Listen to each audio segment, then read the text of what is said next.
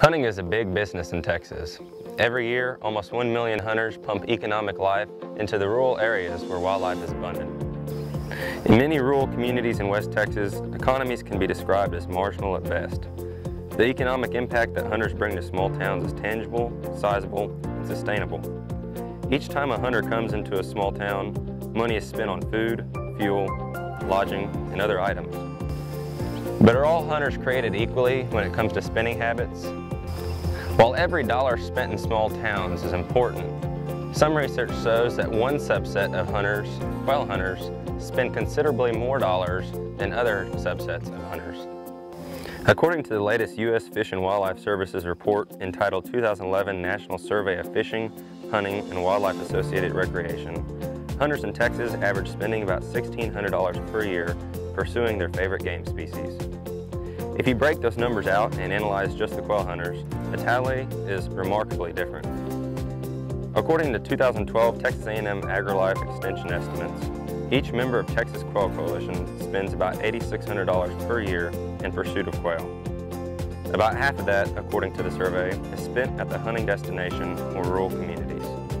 Do the math, and that means each quail they bag is about $254. But follow us here as we trace the economic impact from a quail hunting source like Dallas to a popular destination like Albany.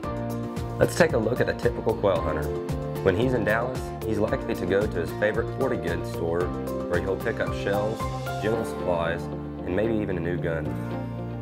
If he spends $648 near his home for any type of hunting equipment, all that money doesn't just stay with the store owner. When the hunter gives $648 to the local merchant, in turn, the merchant gives $304 to a local supplier for the equipment the hunter purchased. $33 goes to the local municipality in the form of local sales tax. This local sales tax money helps pay for roads, infrastructure, and critical city services used to keep his hometown functioning. Another $33 goes to the state tax collector, as collected in the form of state sales tax. An additional $33 goes to the federal tax collector because that money is collected in the form of income tax on profits from the sale. This leaves the local merchant $245 from his transaction, money that the merchant will use to invest in his business and spend in his own town. Before the hunter leaves, he picks up a hunting license. That's an additional $68 that goes to Texas Parks and Wildlife to help fund wildlife conservation. Once he leaves town, the spending doesn't stop there. Let's say that along the way, he stops for fuel and food. The hunter gives $136 to a local merchant between Dallas and Albany. The merchant gives $58 to en route suppliers for the materials the hunter purchased. Then the merchant pays $7 to the local tax collector, collected in the form of local sales tax, $7 to the state tax collector, collected in the form of state sales tax, $7 to the federal tax collector, collected in the form of income tax on profits from the sale. This leaves the en route merchant with $57 from this transaction. When the hunter finally gets to their destination, he'll spend even more money. Let's say he spends $235 at their hunting destination for food, fuel, and other trip costs while on their hunting trip.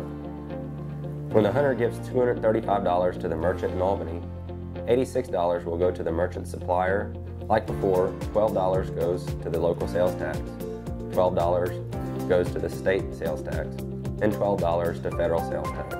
In the end, this leaves the local merchant with $113 from this transaction, money that he'll undoubtedly reinvest in his local community. Then for the right to hunt, the hunter has to pay the landowner a lease fee. This costs $219 for land access. In turn, the landowner gives $75 to Texas Parks and Wildlife for a land lease license. $11 goes to the local tax collector, collected in the form of property taxes. And $11 more goes to the federal tax collector, that's collected in the form of income tax on the profits from the sale. This leaves the landowner with $122 from this transaction. So you see, when hunters come to town, the trail of money that they leave behind benefit far many more than just a landowner.